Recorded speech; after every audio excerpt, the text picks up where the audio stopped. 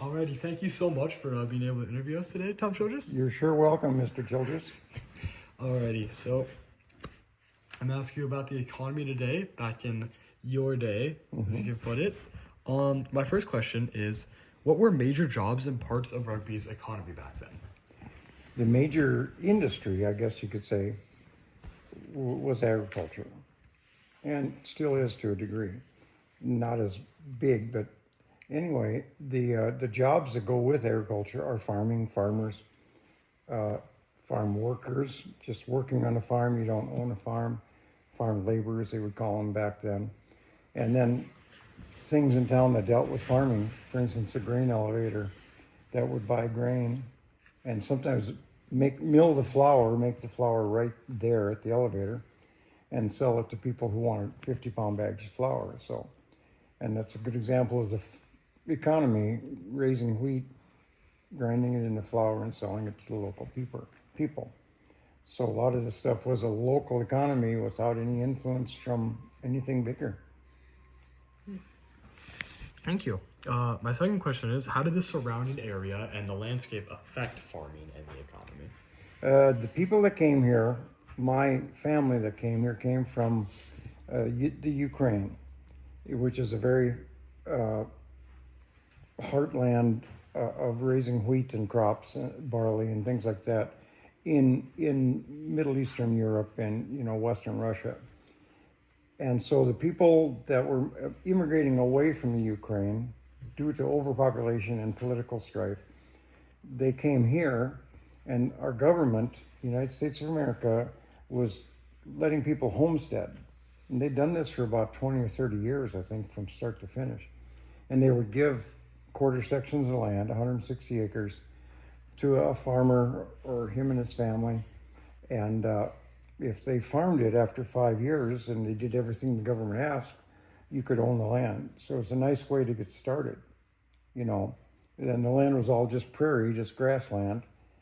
But so they had to break it up, and they had to have horses and things like this. But to do that, there was no mechanization in agriculture at all back then.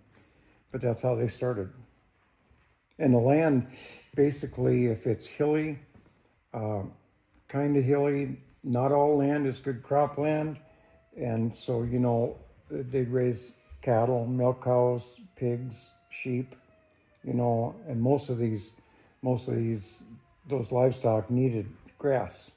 So they'd harvest hay, and they'd put up hay for the wintertime feeding and then put them out on pasture. So that's how the landscape really figured to the economy, adapted to the economy. Thank you. My third question is, how did the economy influence rugby's growth? One of the growths, the town never grew until the railroad came through. When the Burlington Northern, or I shouldn't say that, who was it, the Great Northern back then? But when the railroad decided to build a railroad through Rugby and any other town, that's kind of where the grain elevators started. So they're going to buy grain and ship some of it out by rail, by trains, 100 and some years ago. The railroad also would do the same thing with cattle, with sheep. They could do a lot of things like that and ship them to big metropolitan areas from here, for instance, Minneapolis. And so the town could grow and benefit agriculture, which was and still is the number one business around here. And the railroad was the biggest reason they could get started. Even though they did a lot of things locally for the local people, they would ship most of the grains out, most of the livestock out, even milk, fresh milk daily, sometimes on the trains. And it just, that's where money from a distant source, Minneapolis, let's say, then flowed into Rugby and flowed out to the farmers or the people working the farms. My fourth question is, how has the economy grown and changed since back in the day? It's changed in many, many, many ways, but to still accomplish the same end game, basically. So farmers are raising crops.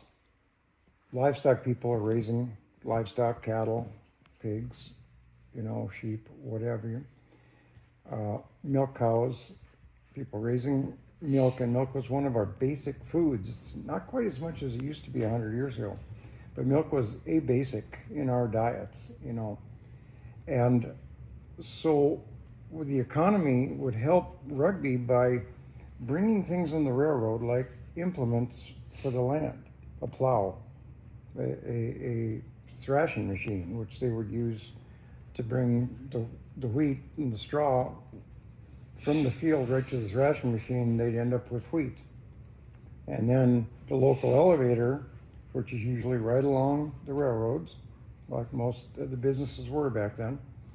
And then they would take in wheat, buy the grain from the farmers, and then make flour out of it locally, but then sell most of it to Minneapolis. Okay. And so if there was a market for the wheat down there, farmers could get money for the cash crop, they would call it. They weren't raising it to eat, they were raising it to sell. And but then we're also the victims of the price of wheat, for instance, because when the grain market says no, it's only 10 cents a bushel, where it was 50 when you started farming. Well, so that really affects the economy, because farmers went through tremendous periods of a lot of them going broke.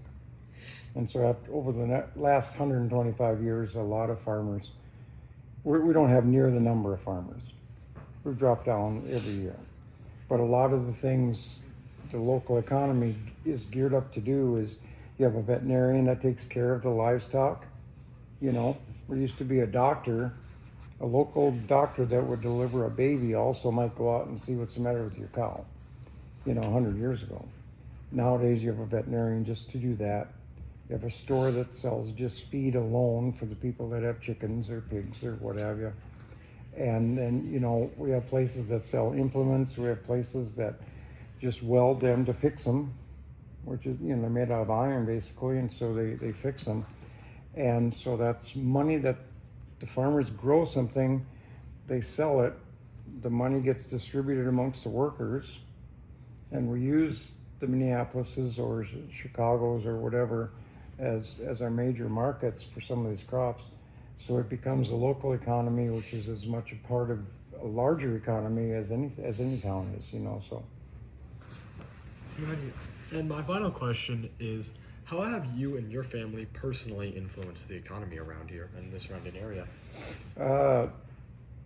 By my own personal family, the third generation that has farmed out here on some of the same land. We don't farm it anymore. We rent it to a larger farmer because it takes more land for one farmer to survive, okay, to get enough income to be able to buy the machinery and pay the bills and that type of stuff. So most of the land gets rented out to a farmer who actually drives the tractor and runs the combine and that type of thing. And what we've done is we farmed, and then personally I worked in crop insurance for a long time, and something that didn't exist 125 years ago, really didn't exist till the 1970s.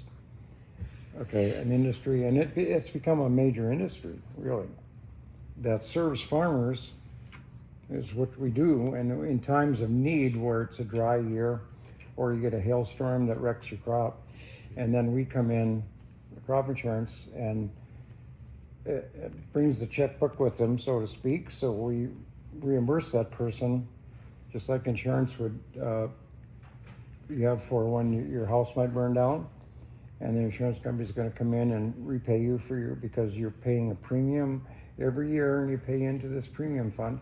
Well, that's what crop insurance does.